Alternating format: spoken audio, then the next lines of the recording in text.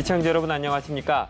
뉴스에서 미처 다루지 못했던 경제 이슈들을 분석하고 진단하는 뉴스보다 더 센 증시회전의 김성훈입니다. 안녕하세요. 권세호 회계사입니다. 이번 한 주간 정권가를 뜨겁게 달군 정권가 이슈부터 대한민국 경제를 움직이는 기업을 낱낱이 분석해 보았습니다. 뉴스보다 더 센 증시회전 지금 시작합니다.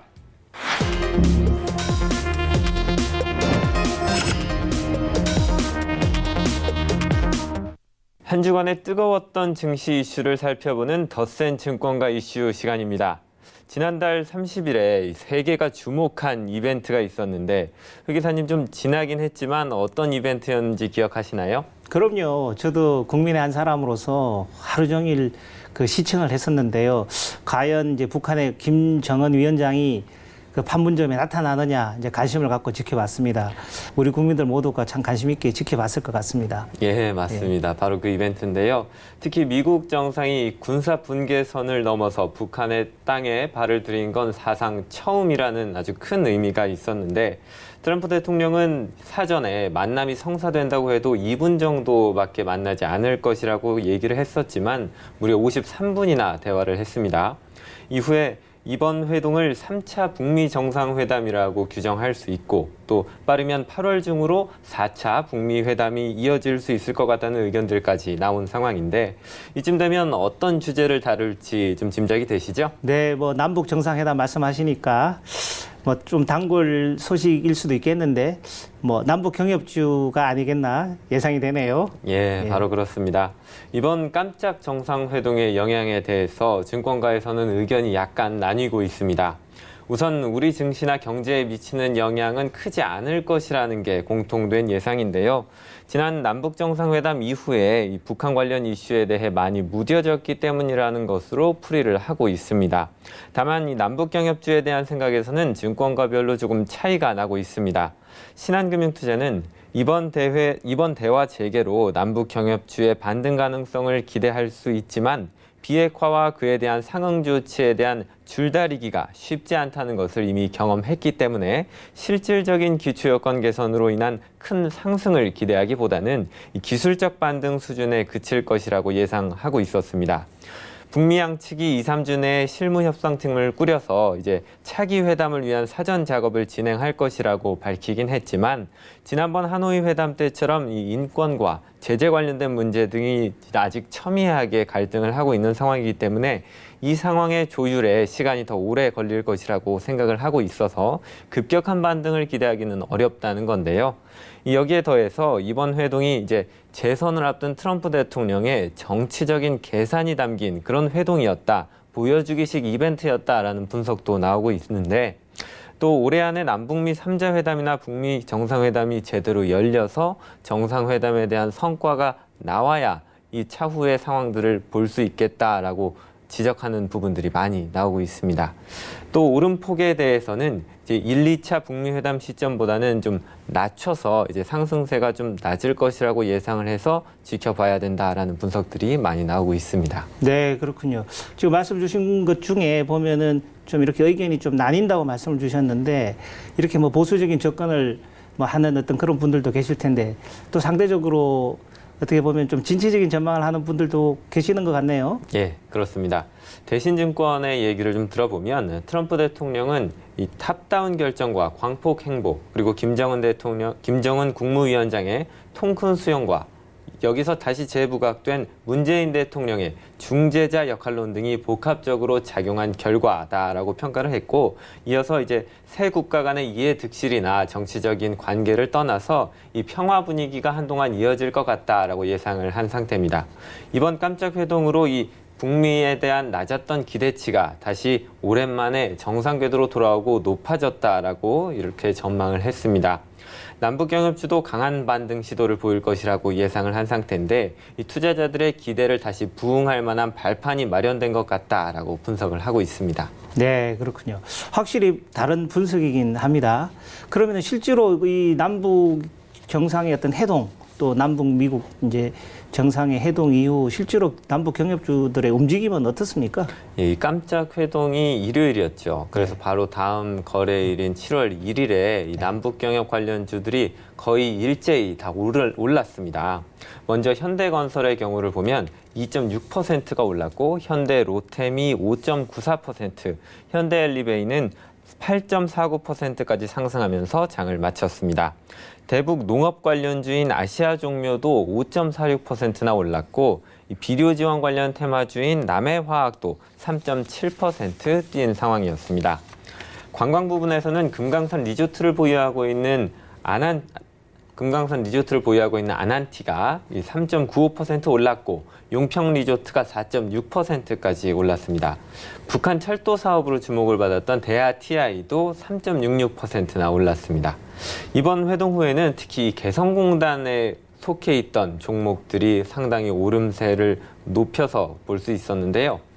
개성공단 입주 의류업체인 신원이 10.6% 이상 올랐고 좋은 사람들의 경우에는 무려 24.46%나 급등하기도 했습니다.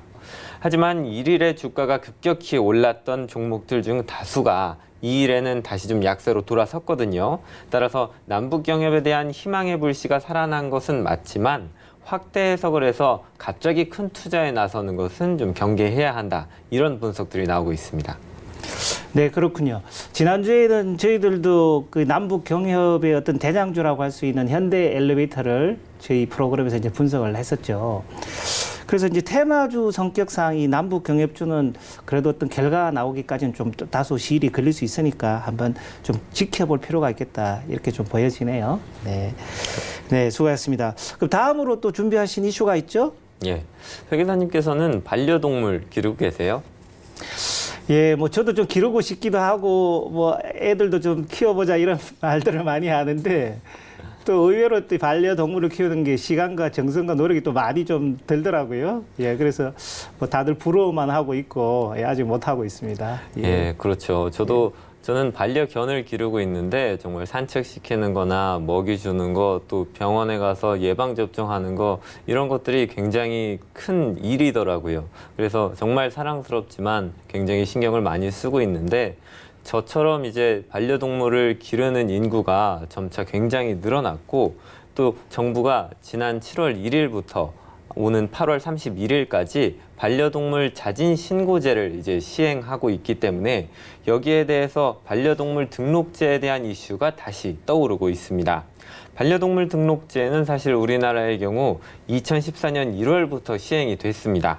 하지만 보급률이 정말 미미한 상태인데 반려동물 등록제 시행 자체를 몰랐던 분들도 많고 반려동물을 왜 굳이 등록해야 하나 이렇게 필요성을 못 느끼는 분들도 많을 뿐만 아니라 이 반려동물을 등록하지 않았을 때 가해지는 제재도 상당히 약한 수준이기 때문에 반려동물 등록제가 확산되지 못하고 있다 이런 지적들이 많이 나오고 있는데 하지만 최근에는 이 반려동물 관련 방송 프로그램도 정말 많고 반려동물 시장이 크게 확대가 되기 시작하면서 정부도 이 반려동물 시장에 대해서 좀 더 관여를 하고 정책적으로 마련을 해야겠다는 인식이 좀 강해지면서 이번 반려동물 자진 신고 기간을 마련하고 등록제를 보다 홍보하려고 노력하고 있는 상황인데 이에 따라서 이 반려동물 관련 종목들도 주목을 받고 있는 겁니다. 아, 그렇군요.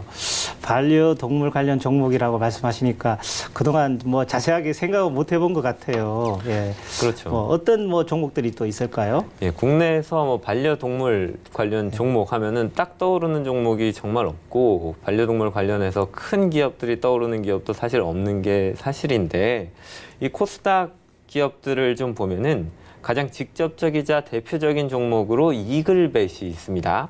이글벳은 이 동물 약품 제조를 전문으로 하는 코스닥 상장 기업인데 반려동물을 저처럼 가족처럼 생각하고 또 나이가 들거나 병이 들어도 끝까지 돌보고 치료를 하려고 하는 이 애견 인구나 애미어 인구들이 늘어나면서 이 동물 치료와 동물 의료 서비스가 확대되고 있는데요. 이러한 상황에서 이글벳도 동물 약품 제조를 하고 있기 때문에 함께 주목을 받고 있는 겁니다.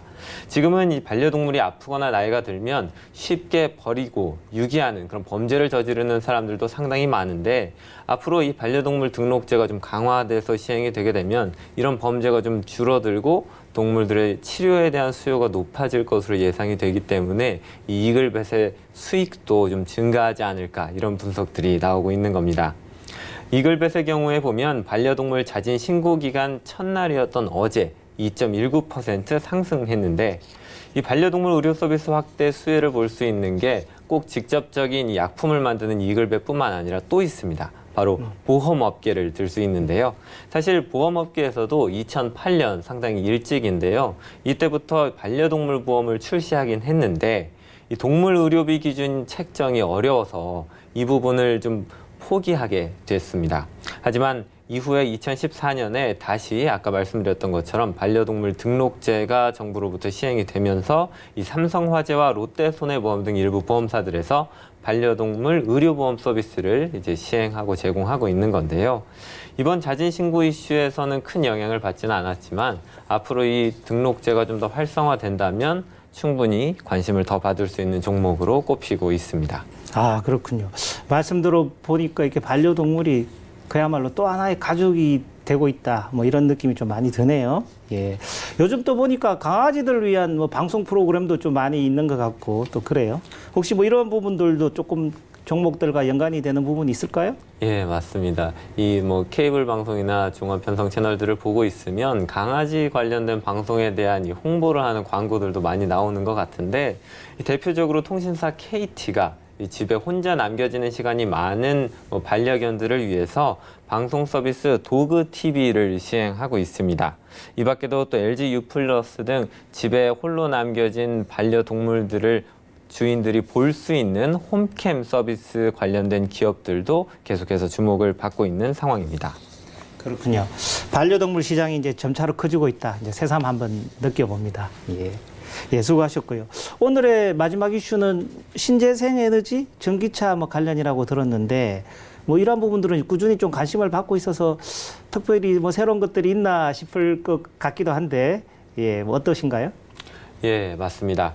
말씀하신 대로 이 성장성이 계속해서 높게 평가가 되고 있기 때문에 이 신재생 에너지나 전기차 분야는 조금 시들한 것이 아니냐 이렇게 평가하실 수도 있는데 이 새로운 이슈가 등장했기 때문에 몇 가지 소개해드리고자 얘기를 갖고 나왔습니다.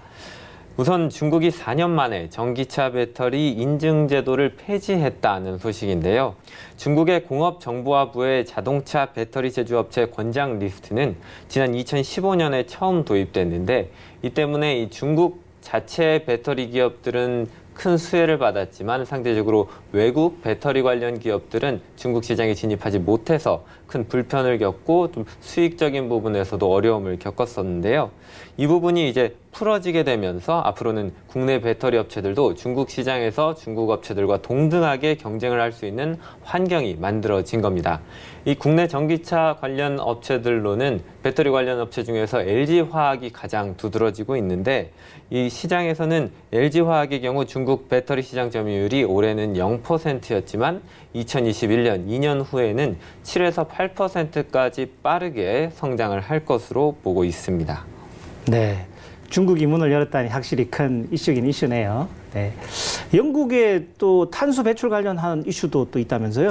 네, 맞습니다. 영국이 G7 국가 중 처음으로 이 탄소 배출권 제로를 하겠다고 선언을 한 건데 이 사실 말뿐일 수도 있지만 말뿐이 아니라 이 탄소 배출 제로를 위한 여러 가지 규제나 장치들을 강제하겠다는 그런 선언을 한 겁니다.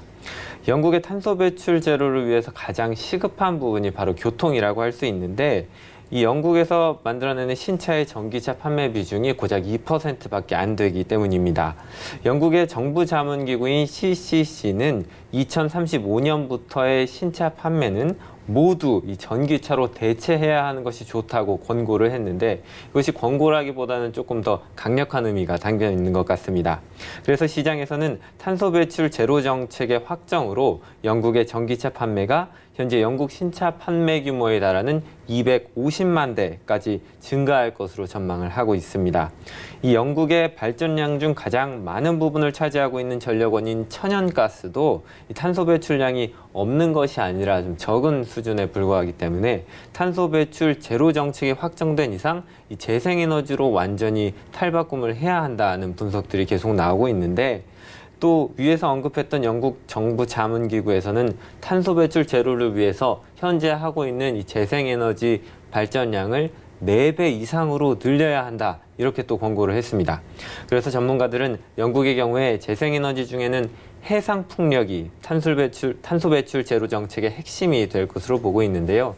이 해상 풍력의 경우에는 1기가와트 이상의 대규모 발전소 건립이 가능한 유일한 이 재생에너지이기 때문이라고 얘기를 하고 있습니다. 이 영국 정부는 올 초에 해상 풍력 설치량 목표에 대해서 10기가와트에서 30기가와트로 이미 한번 높이긴 했는데, 이 영국 정부 자문기구의 이러한 권고 때문에 앞으로 한 번 더 높여서 50기가와트까지 높이지 않을까라는 예상들이 많이 나오고 있는 상황입니다.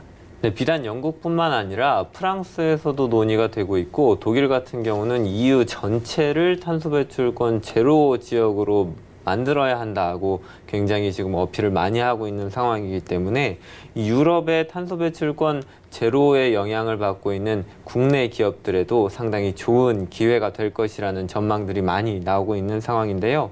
네, 영국의 해상 풍력 발전을 주도하고 있는 CS 윈드라는 코스피 기업이 있고요. 또 영국 등 유럽 시장에 전기차 배터리와 소재, 부품을 공급하고 있는, 이건 좀 잘 알려져 있는데 상하 프론테크, 일진 머티리얼즈, 신흥 AC, 신흥 SEC, 첨보, 후성, 에코프로비엠 등이 수혜주로 꼽히고 있는 상황입니다. 아마 또 이런 부분들은 또 우리가 좀 더 관심을 갖고 뭐 지켜봐야 될 사항이 아닌가, 뭐 이런 생각이 좀 들기도 합니다. 네, 남북 경협주부터 또 신재생 에너지까지 한 주간의 이슈 잘 정리해 주셔서 고맙습니다.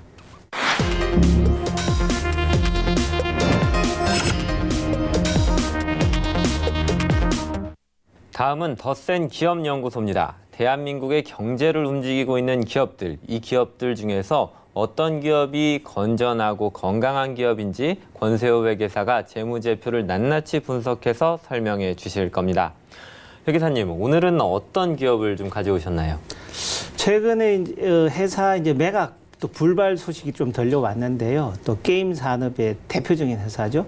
넥슨을 한번 분석해 보았습니다. 아, 넥슨이라고 하면 저도 참 친숙한데, 이 게임 회사 취업을 원하는 취준생들이 가장 입사하기를 원하는 회사라는 통계도 있었던 것 같고, 또 올해 초 매각을 발표하면서 얘기가 많이 나왔었는데, 그러다가 다시 매각을 보류하기로 최종 결정을 하고 또 바로 투자 확대에 나서기로 했습니다. 이게 사실상 매각 무산이다라는 측면이 있고, 또 현재 진행형이다라고 주장하는 사람들이 있는데, 넥슨의 매각 불발, 지금은 어떤 상황인 건지 좀 설명을 부탁드릴게요. 예. 이제 좀 언론을 통해서 접하는 이 매각 이유로는 아무래도 게임 산업 규제, 결제 한도 제한도 생기고, 그리고 청소년 셧다운제, 그리고 게임의 사행 산업 분류 같은 이런 게임 산업 규제도 좀 있고, 또 개인적으로는 김정주 대표가 이렇게 고교 동창인 진경준 검사장한테 무상으로 주식을 기부한 것을 가지고 좀 기소가 된 사건이 있었죠. 그래서 그 사건 때문에 결국 대법원까지 가서는 좀 무죄가 되었긴 하지만 여러 가지로 또 좀 심신이 피곤하였다라고 좀 지쳤다라고 토로를 하고 있는 그런 상황들이었고요. 그래서 매각을 선언을 하니까 중국의 텐센트, 그리고 월트 디즈니, 그리고 블리자드 엔터테인먼트 같은 데서 좀 관심을 보여주고 있어서 조금 매각이 잘 되지 않을까 그렇게 기대를 했었는데요. 실질적으로는 이러한 업체들은 모니처럼 참가하지 못했고, 국내에는 카카오, 그리고 넷마블 이런 회사들이 좀 참여를 했죠. 그런데 가장 큰 이 매각 불발의 차이는 결국은 가격에 대한 차이죠. 서로 주장하는 이 가격 가치에 대한 인식의 차이인데, 아마도 넥슨 쪽은 약 10조 원대 이상을 조금 선호했던 것 같고, 투자자들 입장에서는 좀 10조 원을 투자하기에는 좀 너무 가치가 좀 가하다. 그리고 또 한편으로는 중국 정부가 최근에 이제 게임사는 규제를 막 강화하다 보니까 또 중국 내에서의 어떤 그 시장 확대 가능성 등이 많이 좀 줄어들고 있는 이런 어떤 외부 요인 뭐 이런 것들을 좀 종합적으로 고려했을 때 10조 원의 자산을 좀 배팅하기에는 조금 불안정하다. 뭐 이런 좀 판단이 있었던 것 같고요. 결국 그렇다 보니까 또 시장과 또 어떤 뭐 이 김정주 대표와의 어떤 가치에 대한 온도차가 있다 보니까 당분간은 다시 이 회사를 이제 시장에 내놓기는 조금 다소 어렵지 않겠느냐 이렇게 지금 예측이 되는 것 같습니다. 예, 던전 앤 파이터라는 게임은 저도 어릴 때 했었고 또 게임 업계가 요즘에 굉장히 핫해서 고평가를 받을 거라고 생각했는데 김정주 대표가 이끄는 넥슨 저한테는 친숙하긴 하지만 좀 모르는 분들을 위해서 좀 설명 더 부탁드립니다. 예. 이 게임 많이 하셨을 것 같은데 혹시 뭐 좋아하시는 게임 있으신가요? 저는 고등학교 때 게임을 좀 스트레스 풀려고 했었는데 뭐 그때는 이제 레이싱 게임, 카트라이더 같은 카트라이더. 것도 있었고 예. 또 뭐 귀여운 캐릭터들을 좀 육성하는 메이플 스토리 이런 게임도 있었던 것 같고 그렇더라고요. 예. 네, 아이고 뭐 우리 말씀하신 어떤 게임들이 다 이 넥슨에서 또 지금 만들고 또는 서비스하는 예. 그런 지금 게임들인데요. 네. 이 94년도에 이제 김정주 대표가 이제 이 넥슨이라는 회사를 이제 만들죠. 만들고 나서 이제 바람의 나라를 이제 처음으로 이제 서비스를 시작하고 나서 말씀 주신 이제 메이플 스토리 그리고 이제 카트라이더 이런 이제 게임을 만들어서 이제 또 서비스를 이제 했습니다.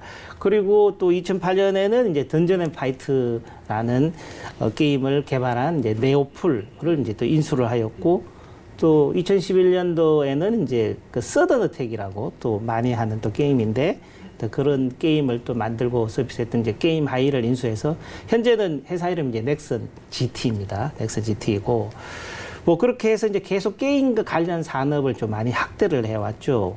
그렇게 하다 보니까 지금 또 뭐 넥슨 아레나라고 또 e스포츠 경기장도 또 하나 개관을 하고 최근까지 이제 넷게임즈를 인수하면서 계속 이제 게임 관련 산업을 확대를 해왔는데요.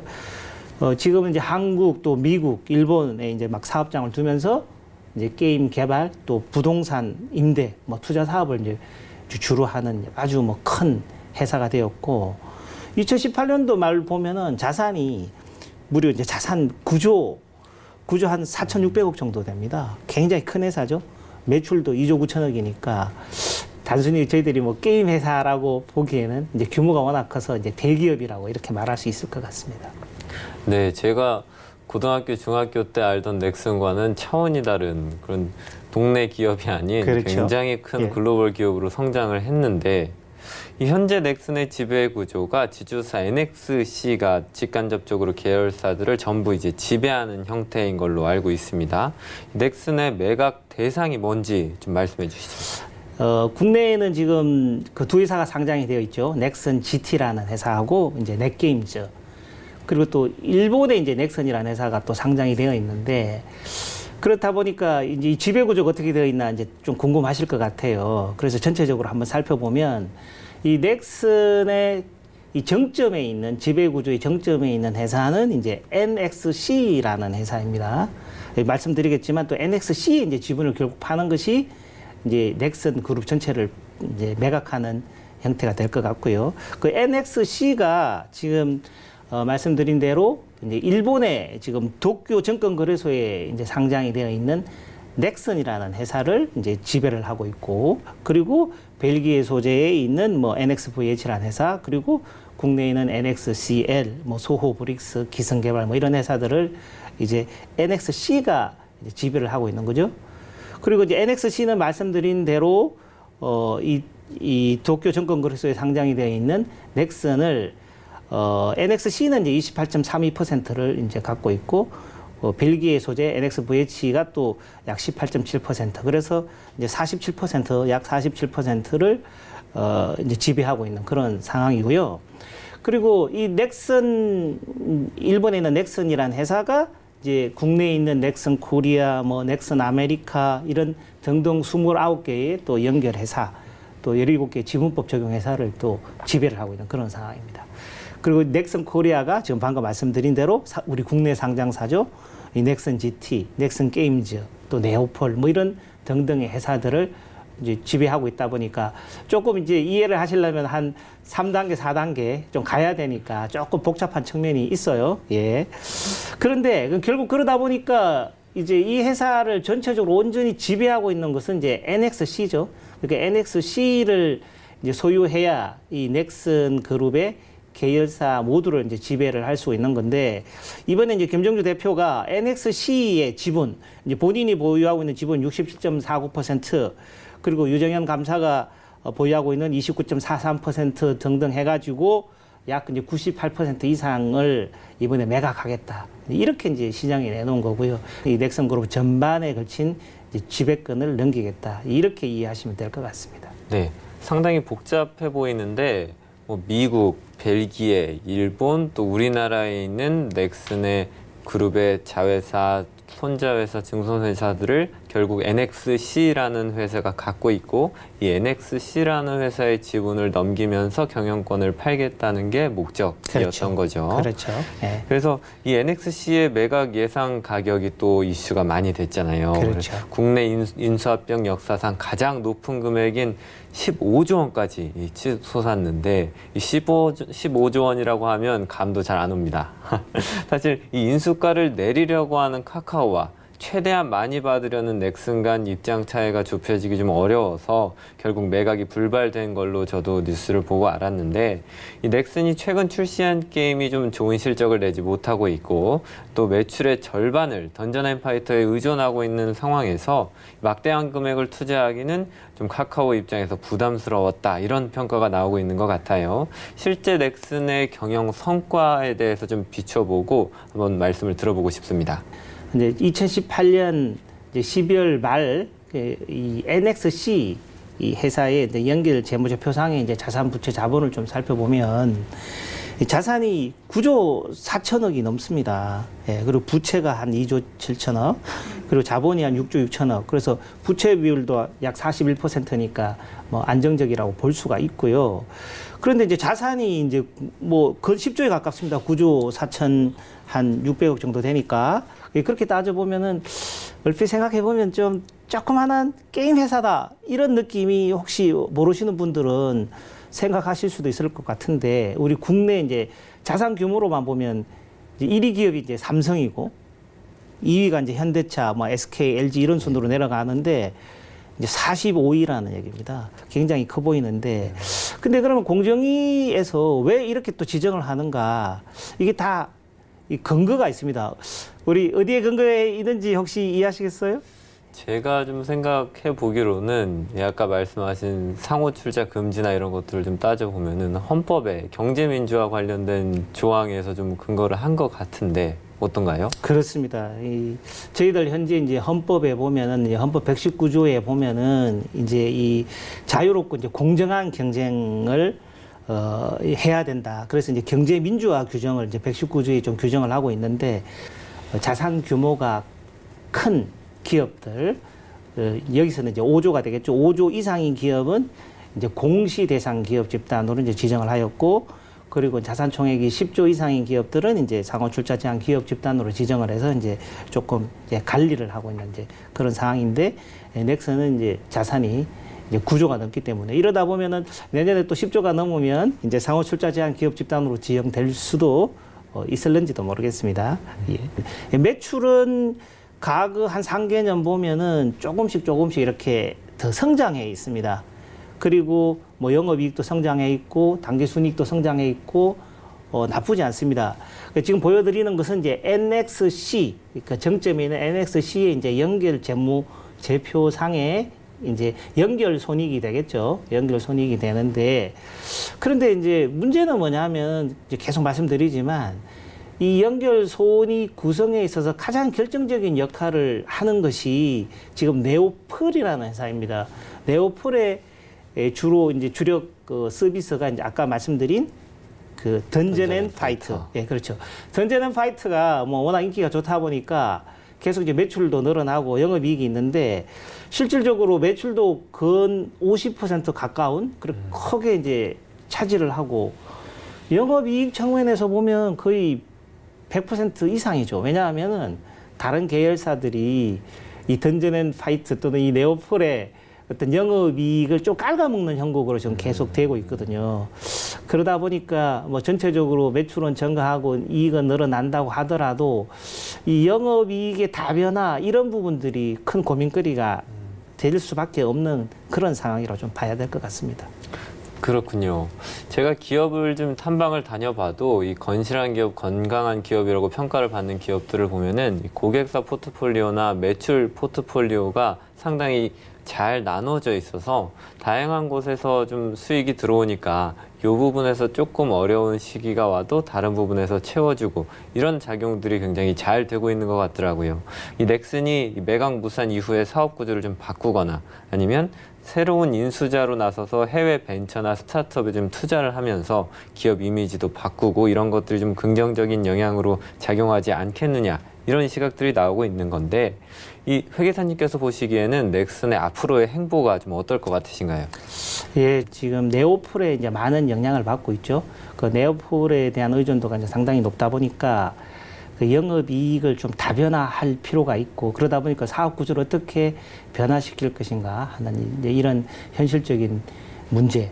또 뿐만 아니라 이 내부적으로는 일단 회사를 매각한다고 선언했고 이제 불발이 되었기 때문에 회사 굉장히 이제 어수선한 그런 상태라고 볼 수 있을 것 같습니다. 그리고 앞으로 이러한 과정들을 어떻게 또 좀 잘 추스리고 회사를 정리하면서 이끌고 나갈 수 있을지 이 김정주 대표가 또 어떻게 또 이걸 잘 추스리고 나갈지 그런 부분들이 하나의 또 관건이 되지 않을까 이렇게 생각이 됩니다. 이번 매각 무산이 된 넥슨에 대해서 기업연구소 잘 봤습니다. 감사합니다.